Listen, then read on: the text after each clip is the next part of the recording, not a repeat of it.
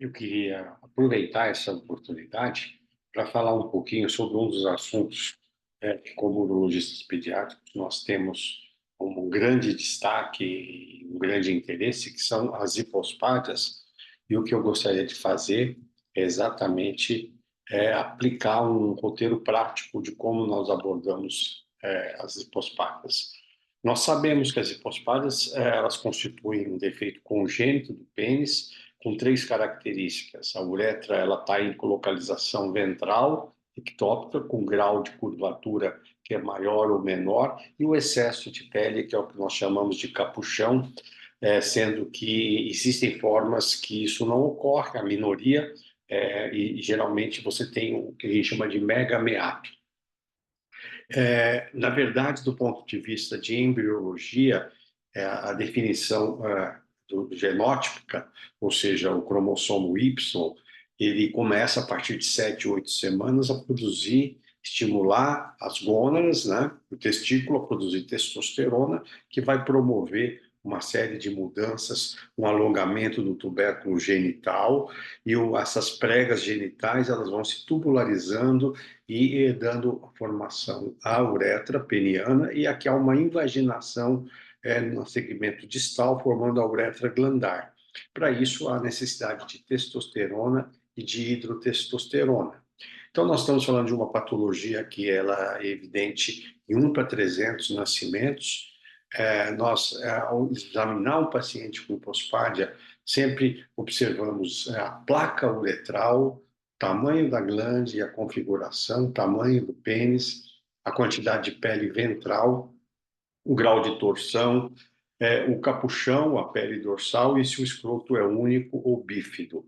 E aí nós vamos então nos defrontar com pelo menos algumas variantes que nós classificamos comumente em distais, médio-penianas e proximais, com nuances na apresentação da glande. Existem glandes que são totalmente abertas, outras que são fendidas.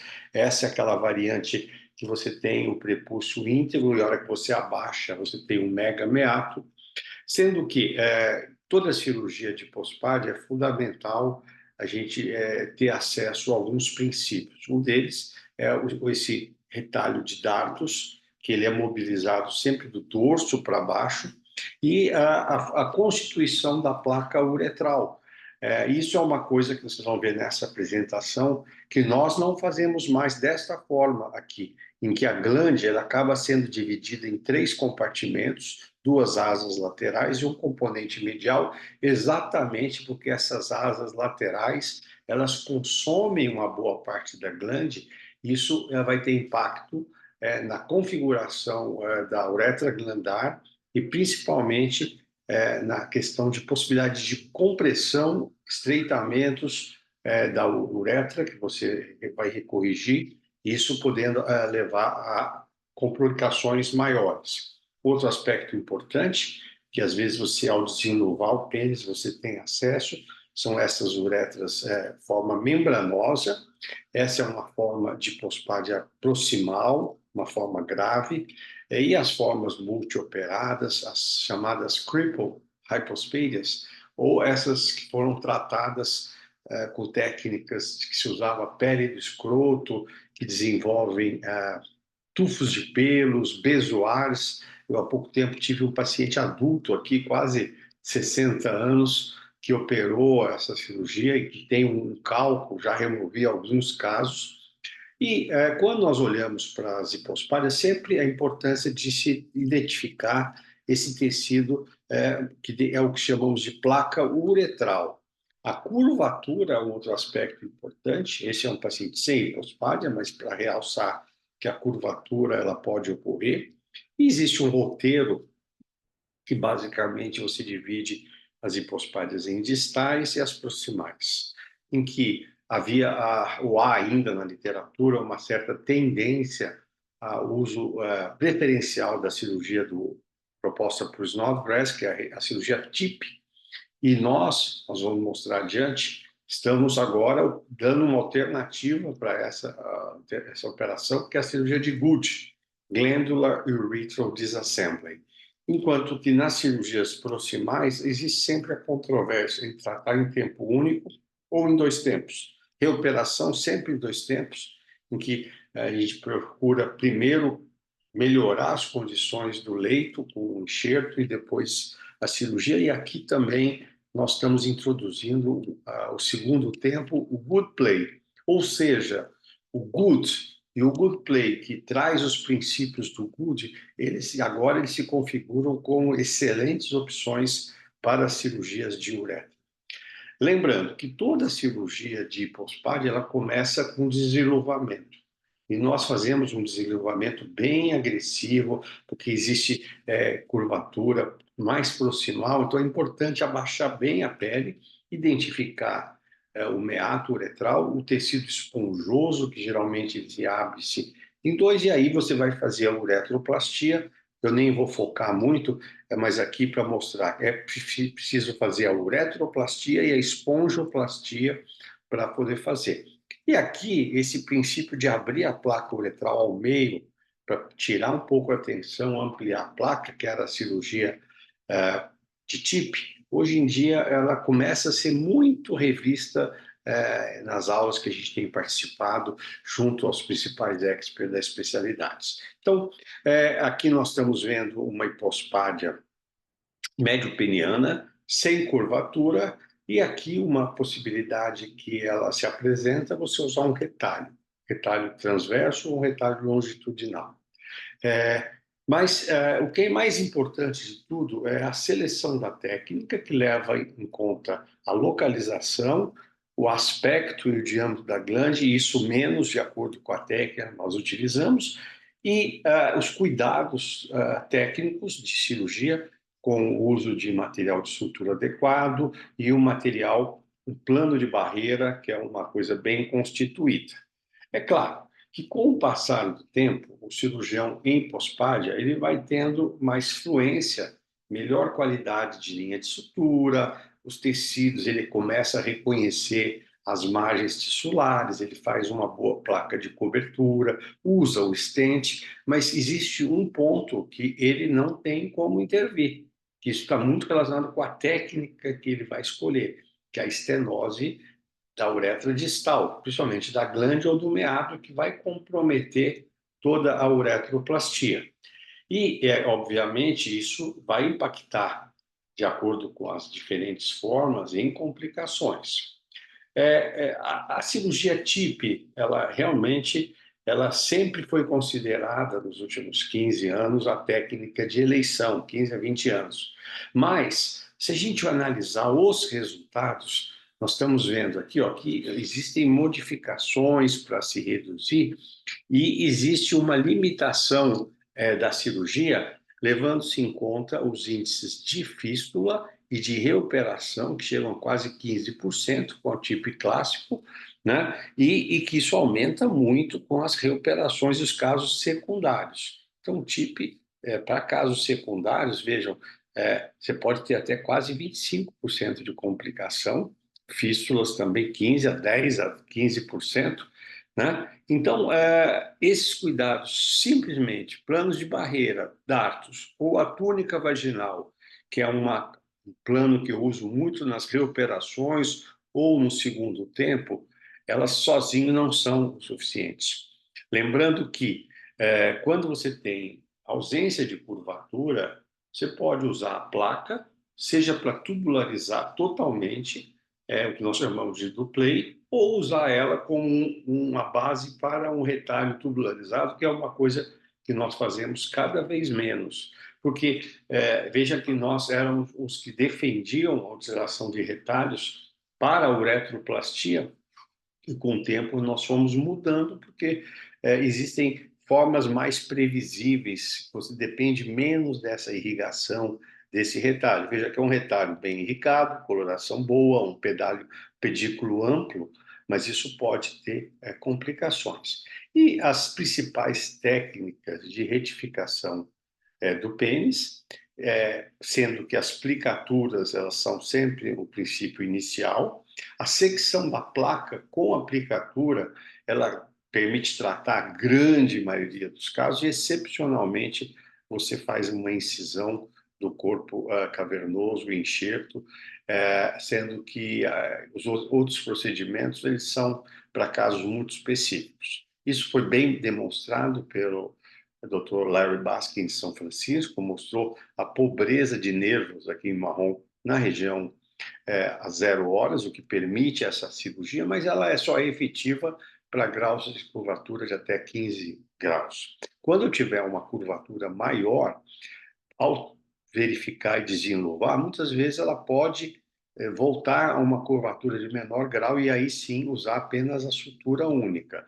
Mas existem casos que a curvatura ela é muito exuberante e nesse caso é um caso de curvatura ventral sem hipospádia, em que a uretra era boa e aqui essa cirurgia ela pode ser realizada, que é a confecção de uma corporoplastia, elevando a uretra, que é a cirurgia de molar, e aí para adolescentes e adultos, o enxerto de derme, realmente ele é o mais forte, mais consistente, enquanto que em crianças menores, quando você mobilizou, seccionou a placa, persistia a curvatura, o enxerto, o retalho de túnica vaginal, nunca o enxerto, ele permite também um bom alongamento, e a gente tem esse caso como nossa preferência, e aí você pode voltar para um segundo tempo, definir a placa uretral, você tem excesso de redundância de pele, tubularização, um duplê,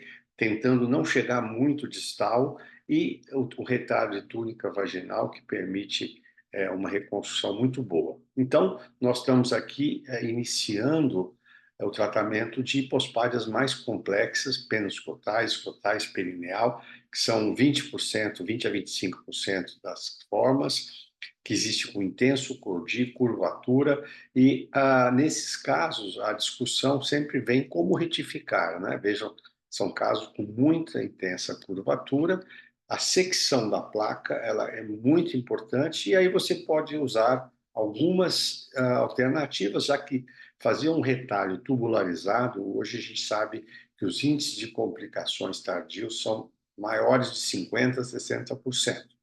Existe uma técnica Koyanagi Nomura, existem os dois tempos, e nós, no passado, propusemos a cirurgia 3 em 1, que consistia de corrigir a placa uretral, enxertar um retalho mais outro retalho.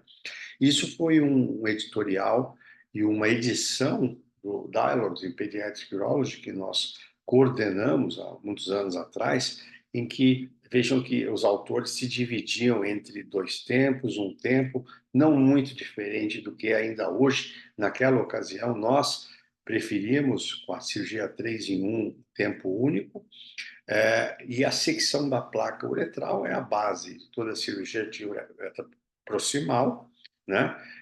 E você pode fazer isso com um retalho aplicado dorsalmente ou um enxerto também aplicado. Nós gostávamos muito desse flap as a graft para o primeiro tempo e fixávamos, vejam, esse retalho que a gente transpunha para dar certa estabilidade. E depois, no segundo tempo, tubularizávamos sem chegar aqui na frente, deixando o meato coronal, e a gente demonstrou que nossos índices de resultados com essa estratégia, elas não passavam de 8 a 10% de complicação. Inclusive, foi um material que nós revisamos.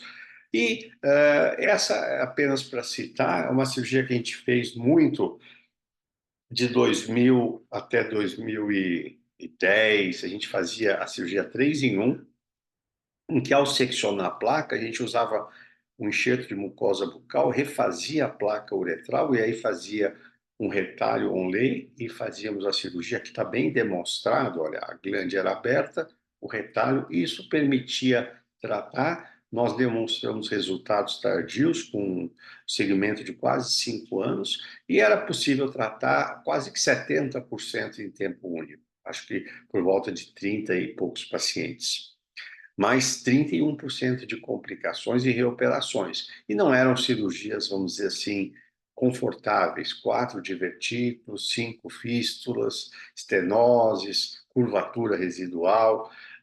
Apesar de que era uma cirurgia gostosa de ser feita, a gente, ao seccionar, enxertava e já tinha o retalho pronto para fazer.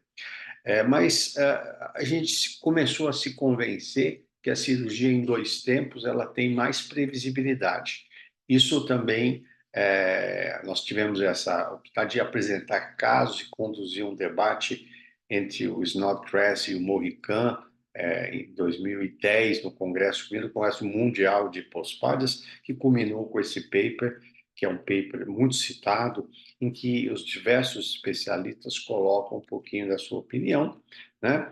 E uma das questões que comecei a aprender e observar é que uma forma de evitar fístula é não ter sutura. E essas técnicas de mobilização de uretra, elas são interessantes. Começaram com o COF, mas exatamente o Dr. Morrican, ele já vem usando há muito tempo, mas ele fazia uma mobilização maior. O COF, ele mobiliza bem a uretra e a crítica maior, apesar de menos fístula, que ela retrai. Isso a gente vê aqui, mais ou menos, alguns outros autores que utilizavam. Então, a ideia que nós tivemos foi aquela cirurgia de disassembly de Mitchell, que se faz em epispadias, ou epispádias, que você separa o tecido de uretra do tecido do corpo cavernoso, como a gente está vendo aqui, ó, a placa uretral sendo liberada da glande, só que isso trazido para um ambiente de hipospádias. E aí nasceu a técnica GUD, que nós publicamos em 2020, Glandular Urethral Disassembly, para hipospádias distais.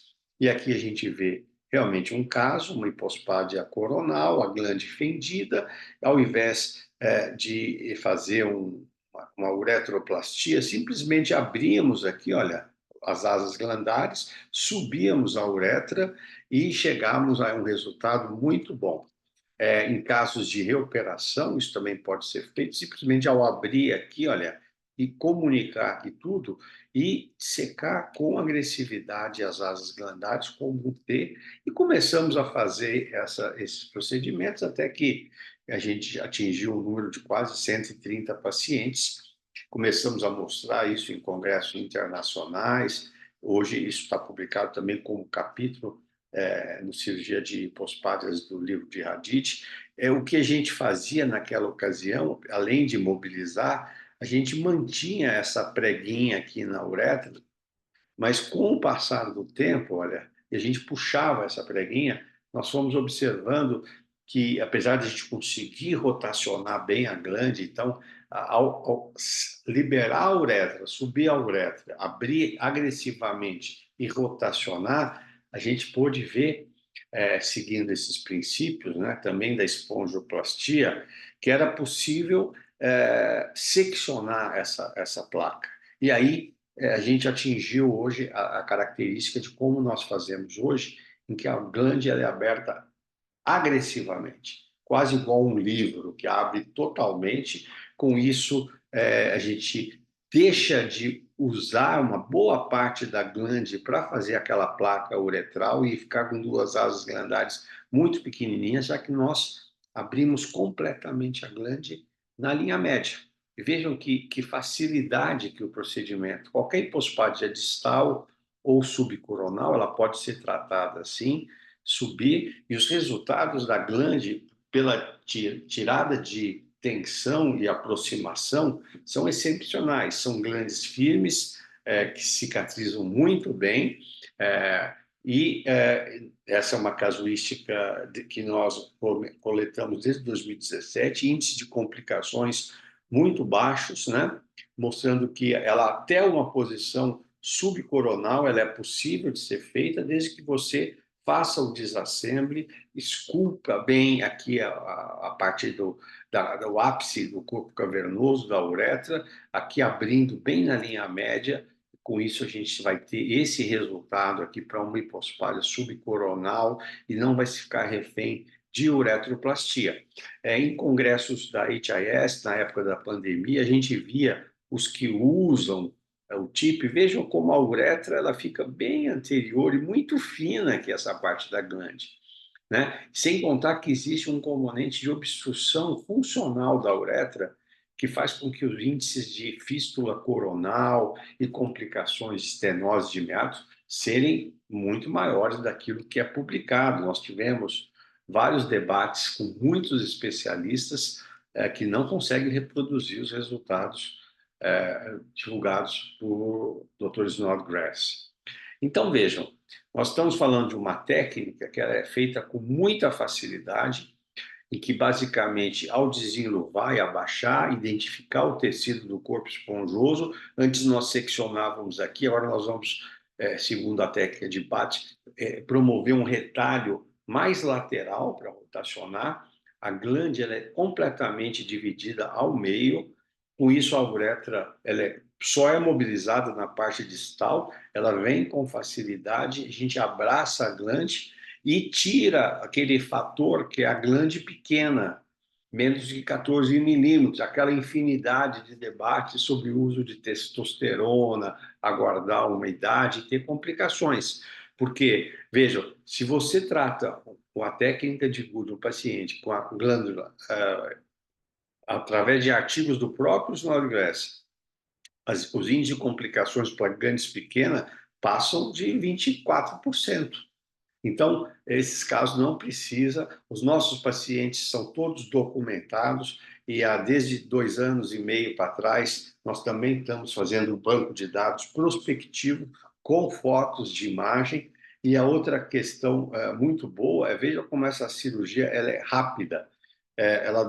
Hoje nós fazemos ela em 40 minutos, como nesse caso aqui, operando com o Dr. Sérgio Leite. Um outro caso, você simplifica muito os conceitos, não existe glande pequena, veja que você consegue fazer sempre, passa a ser uma cirurgia monótona e de muito fácil execução, com excelentes resultados no meato e previsibilidade, já que não existe fístula. O segredo é ser agressivo na glande.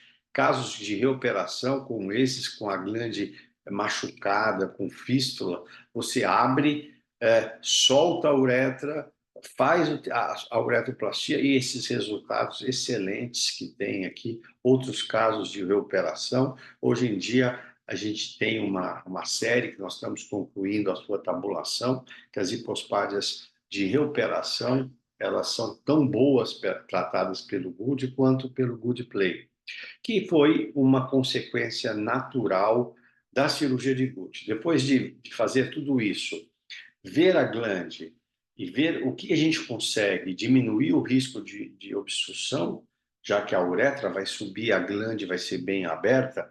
Então, nós mudamos a estratégia no segundo tempo de pós-pádia, ao invés de parar ali na região coronal para não ter o efeito de complicação. O que nós estamos fazendo é basicamente a mesma coisa que fizemos em Good. Nós vamos definir a placa uretral até a região coronal, vamos transformar numa hipospádia coronal, abrir a glande, como nós fazemos, fazer a uretroplastia, cobrir com todas as camadas e reconstituir a glande, e veja o resultado que a gente consegue resolver com essa técnica. Aqui, outras situações.